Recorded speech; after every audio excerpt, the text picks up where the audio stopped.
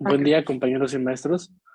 Mis compañeras Diana Carolina Pérez, Paola Andrea Robles y su servidor, les traemos un compendio de trabajos a cargo del doctor Carlos Echeverría con enfoque en el estudio del flujo laminar entre paredes concéntricas. Este compendio abarcó todos los trabajos realizados durante las rotaciones en este semestre. Bueno, para empezar hay que describir qué es un fluido. Los fluidos son sustancias que fluyen cuando se les aplica un esfuerzo de corte. Estos son líquidos y gases. Un esfuerzo de corte es una fuerza aplicada sobre una superficie de manera tangencial a un plano. Otro concepto importante que hay que mencionar es el de la viscosidad. La viscosidad es la resistencia a fluir y también es función de la temperatura. Por ejemplo, la miel, si la calentamos, esta disminuye su viscosidad. Como lo indica el título, lo que queremos tener es un flujo laminar, el cual es el movimiento del fluido de manera ordenada. Las láminas son porciones del fluido que se mueven a la misma velocidad, como se puede ver en la imagen. Y bueno, este experimento nació de la idea del flujo de Couette, el cual se refiere al flujo laminar de un fluido en el espacio entre dos paredes paralelas infinitas, en el que uno está en movimiento relativo con respecto al otro. Este sistema no se puede realizar debido a que no podemos tener las paredes paralelas, sin embargo lo podemos aplicar en el otro sistema, que es el que está en la imagen de la derecha, es el sistema Taylor-Couette, el cual reemplaza las dos paredes paralelas por dos paredes concéntricas. Y este sistema funciona ya que el volumen cercano adquiere la velocidad de la pared. Esto se le llama también la cohesión molecular. Y bueno, el objetivo fue reproducir el sistema Taylor-Couette para el flujo laminar. Otro objetivo fue comprobar si el fenómeno es reversible. Aquí quiero llegar con si es reversible, es si lo podemos llevar de un punto inicial a uno final y que al regresar lleguen al mismo punto. Y el último objetivo fue encontrar trazadores para analizar el flujo, ya que los fluidos son generalmente transparentes, usar trazadores facilita mucho su estudio. Muy bien. Como se busca mantener un flujo laminar, es necesario conocer lo que nos indica el número de Reynolds. El número de Reynolds es un número adimensional que nos ayuda a determinar con qué tipo de flujo estamos tratando, ya sea laminar o turbulento. Como podemos ver en la imagen de la derecha, de un lado se encuentra el flujo laminar y del otro el flujo turbulento.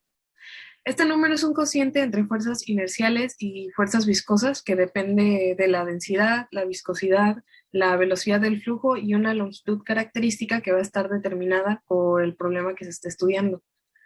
Cuando este cociente es pequeño, es decir, las fuerzas viscosas son mayores que las fuerzas inerciales, el flujo va a ser laminar. Considerando esto, para poder lograr el flujo laminar, en este experimento se necesita que las fuerzas inerciales no le ganen a las fuerzas viscosas, por lo que se necesitarán movimientos lentos y un fluido con una viscosidad alta en comparación del agua. Para el diseño experimental se realizó un sistema con paredes concéntricas, una estática y otra móvil. Entre estas paredes se encontraría el fluido y la trayectoria del flujo sería mostrada con ayuda de partículas trazadoras, tal como se muestra en el diagrama. Para las paredes concéntricas se usaron dos vasos de distintos tamaños, uno más pequeño que el otro, ubicando el vaso pequeño boca abajo dentro del más grande. El vaso pequeño actuaría como la pared móvil y el más grande quedaría estático. Una vez acomodado el sistema, se procedió a llenarlo con el fluido para después acomodar las partículas trazadoras de manera radial. Como trazadores se eligieron partículas sólidas obtenidas de una liga que se depositaron en la superficie, al igual que la pintura vegetal que se colocaría de la misma forma que es radial. Aquí se pueden observar tres de los cinco experimentos que se realizaron. Cada persona que pasó por la rotación tuvo que hacer pequeñas adaptaciones dependiendo del material que tuvieran a su alcance en sus casas. En cuatro de los cinco experimentos se utilizó como fluido el detergente líquido, mientras que en uno se utilizó glicerina. Ahora, el problema de haber usado jabón es que el jabón es un fluido no newtoniano, mientras que la glicerina es un fluido newtoniano. La diferencia entre un fluido newtoniano y uno no newtoniano radica principalmente en que los newtonianos adquieren una viscosidad constante que no varía en función de su esfuerzo de corte y los no newtonianos sí. Es importante resaltar que para ambos tipos de fluidos su viscosidad depende de la temperatura. Esto es relevante ya que en el caso del jabón, para poder asegurarnos que su viscosidad no va a cambiar, debemos tener deformaciones pequeñas y esfuerzos pequeños. Bueno, aquí podemos observar dos ejemplos de los resultados obtenidos a lo largo de la rotación. En el primer video podemos observar que fue realizado con glicerina y se colocaron dos líneas radiales con cachitos de liga y otra con tinta, con el objetivo de comparar el comportamiento de ambas. En el segundo video observamos que el experimento fue realizado con jabón y solo hay una línea radial con cachitos de liga. En ambos videos podemos observar que se realizó el flujo laminar, ya que el movimiento de las partículas es ordenado y sin entrelazarse. Muy bien.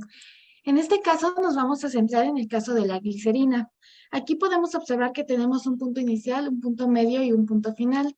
Si comparamos la imagen con la primera imagen con la imagen final, podemos observar que las líneas radiales con tinta y con partículas regresaron muy cerca de su posición inicial. Para tener más claros los resultados, se decidió hacer un diagrama. Nosotros lo que hicimos fue trazar los contornos de las ligas y de la línea radial en Enscape y poder comparar la posición inicial con la final. En el diagrama nos podemos percatar que la posición final de las partículas y la línea radial fue un poco más allá de la posición inicial, pero esto es debido a ciertas condiciones que afectaron la trayectoria de las partículas. Ok, la primera condición fue la condición de los meniscos. Aquí podemos ver en el diagrama que los meniscos jalaron a las partículas y hacia las paredes y esto hizo que se afectara la trayectoria de las partículas. Nosotros nos dimos cuenta que también la difusión afectó muchísimo, ya que podemos notar en las imágenes que la línea al inicio es muy delgada y la línea al final es más gruesa. Esto nos va a afectar nuestro punto de referencia. También nos afectaron las burbujas de aire. Esto principalmente salía al no colocar correctamente los vasos y las burbujas afectaban la trayectoria de las líneas.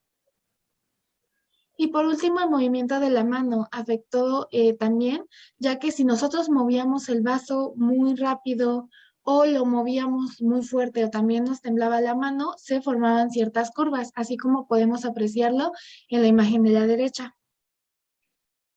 Ok, conclusiones. Se logró el flujo laminar en el sistema Taylor-Cuet. Este flujo se logró a pesar de las condiciones que afectaron. Pudimos notar que sí se logró ya que hubo un movimiento ordenado de las partículas, siempre y cuando nosotros moviéramos el sistema de una manera muy lenta y cuidando que las fuerzas inerciales siempre fueran menores que las fuerzas viscosas, es decir, que el número de Reynolds se mantenga pequeño o sea menor. Se utilizaron varios tipos de fluidos y trazadores y se obtuvieron los mismos resultados. Recapitulando, utilizamos jabón y glicerina como fluidos, utilizamos trazadores de tinta y de partículas con cachitos de liga, perdón, y en ambos experimentos siempre se obtuvo el mismo resultado. No se logró la reversibilidad por completo, sin embargo, se obtuvieron resultados muy cercanos. Como ya lo mencionamos, en la línea, en el punto de referencia al momento de fijarnos en la línea inicial y la línea final, nos podemos dar cuenta que no se llegó al mismo punto, sin embargo, fue muy cercano. Esto fue debido a las condiciones ya antes mencionadas. Sin embargo, podemos afirmar que el flujo laminar sí se realizó. El flujo laminar se logró en un fluido newtoniano y en uno no newtoniano. Nosotros utilizamos como fluido no newtoniano el jabón. Sin embargo, al momento de estar utilizando el jabón como lo movíamos muy lento, el esfuerzo cortante que se le aplicaba era muy, muy chiquito. Por lo tanto, la velocidad de deformación nunca varió. Por lo tanto, el jabón actuó siempre como un fluido newtoniano. La visualización de los desplazamientos depende de qué tan fino sea el trazador que se está utilizando. Al referirnos a los desplazamientos, nos referimos a las láminas. Es importante mencionar que las láminas no existen más allá de lo conceptual, porque en un fluido nosotros no podemos ver láminas, ya que estas láminas no existen.